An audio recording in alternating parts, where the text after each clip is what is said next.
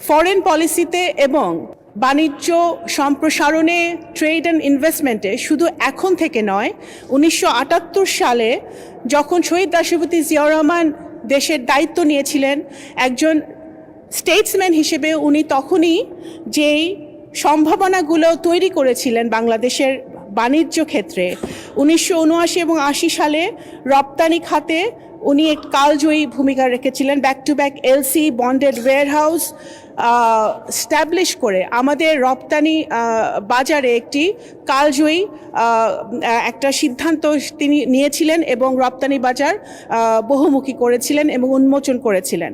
শ্রম বাজার উনি প্রথম সৌদি আরবে আমাদের শ্রম শক্তি পাঠিয়ে, আমাদের মানুষজনকে পাঠিয়ে উনি শ্রম বাজার উন্মুক্ত করেছিলেন বাংলাদেশের জন্য, যেটা আমরা এখনও যেই কাজগুলোর জন্য আমরা সুফল ভোগ করছি।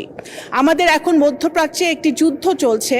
এই যুদ্ধে আমাদের অসংখ্য বাংলাদেশিরা ওখানে মধ্যপ্রাচ্যের দেশগুলোতে কর্মরত আছে এবং বিভিন্নভাবে তারা এই মুহূর্তে ঝুঁকিতে আছে। কিন্তু আমাদের যেই স্টেপগুলো শহীদ জিয়া নিয়েছিলেন তৎকালীন সময়ে, পরবর্তীকালে দেশনেত্রী বেগম খালেদা জিয়া নিয়েছেন, সেই কারণে আমাদের এই সকল দেশগুলোর সাথে আমাদের বন্ধুত্বপূর্ণ সম্পর্ক রয়েছে এবং ইরান এবং মধ্যপ্রাচ্যের জিসিসি কান্ট্রিগুলোও কিন্তু আমাদেরকে বাংলাদেশে একটি বন্ধু রাষ্ট্র হিসেবে গ্রহণ করেছে এবং আমাদের বাংলাদেশিরা যাতে ওখানে এই মুহূর্তে নিরাপত্তার সাথে থাকে সেটাও কিন্তু তারা নিশ্চিত করছে।